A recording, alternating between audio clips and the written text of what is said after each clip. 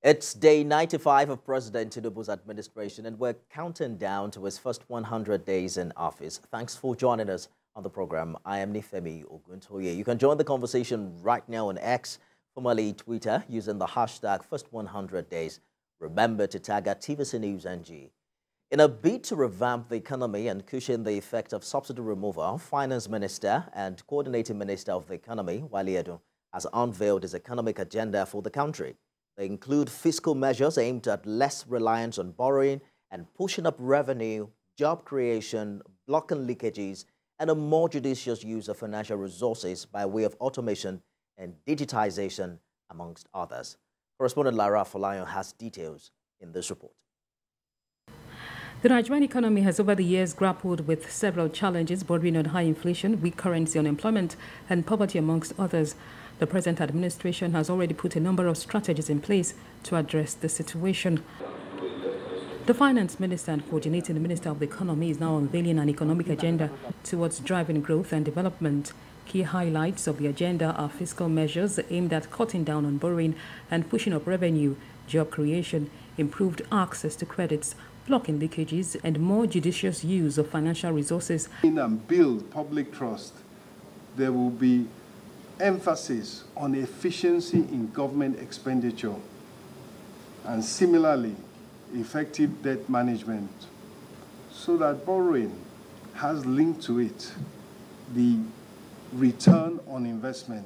The minister is hopeful these interventions will aid the Apex Bank's Naira stabilization efforts alongside other strategies to encourage more forex inflows into the economy. He is also optimistic benefits of subsidy removal will materialize with time. Mr. President changed the country.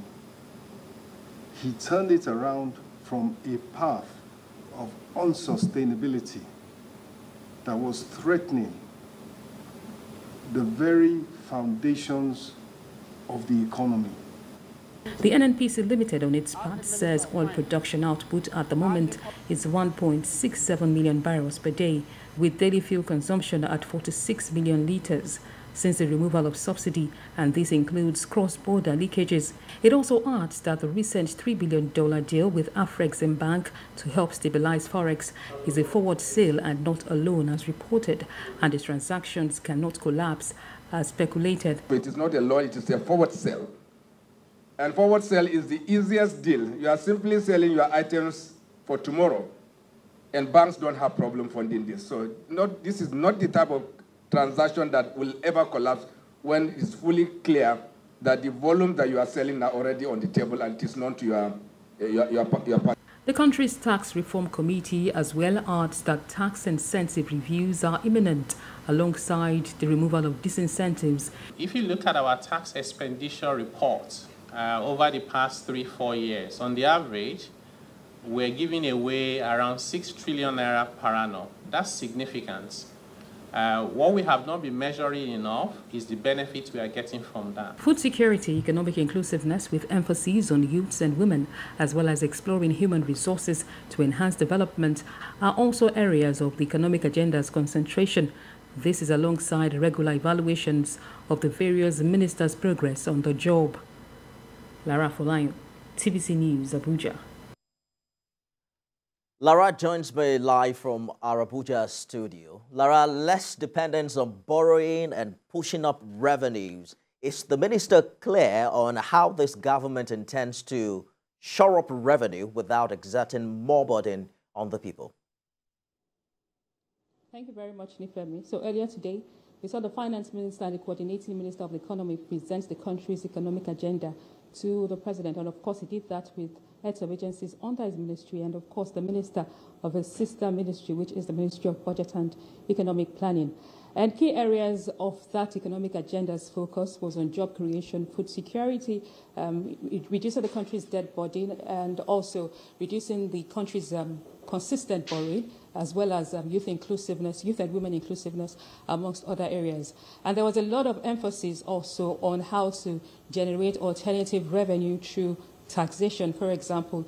Of course, the authorities have already said that they would not introduce new taxes, but they would explore existing areas of taxation in the country. And what I want to say here is that the What the minister presented today is in alignment with the 8-point agenda presented at the Federal Executive Council just a few days ago, where there was a lot of emphasis on reducing poverty in the country, addressing issues of food security, addressing the issues of security, and also enhancing foreign direct investments into the Nigerian economy. So basically, the idea really is to reduce the country's debt burden, which has been a big issue for our expenditure plans over the years, talking about the country's budget, talking about the poor implementation of the country's budget. One major issue that has confronted this over the years is the country's inability to effectively fund. So the idea really is to find a way, particularly in the area of taxation, of how the country could enhance its tax revenue through new areas of generated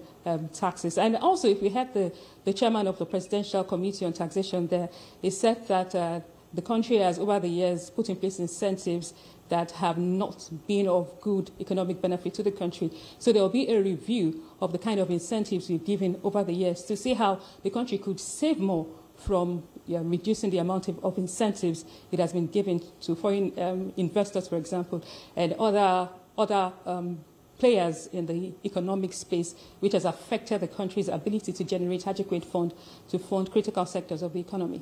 Nifemi.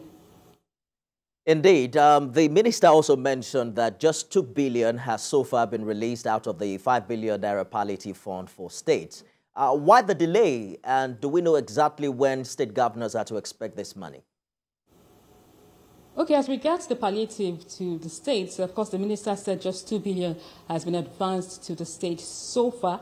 And one of the reasons he gave was basically to ensure the judicious use of these resources, to ensure that the poorest of the poor and those who have been affected by the removal of subsidy get to benefit from these palliatives. Another reason he gave was that to reduce the amount of money in circulation. Of course, you know, when there's excess money in circulation, it leads to inflation. So the country is trying to guard its economic activities to see that we do not have a rising inflationary figure as it is right now. Of course, you know that one of the reasons why the Apex Bank also introduced the Naira redesign policy last year was basically to cut down on the excess money in circulation. So what the minister said basically is that the government is trying to take its time to ensure that this money is used judiciously to benefit those who should be benefiting from it in the various states across the country, and also to ensure that we do not have excess money in circulation. But basically, the idea really is that the states would eventually get these funds, but it will be taken one step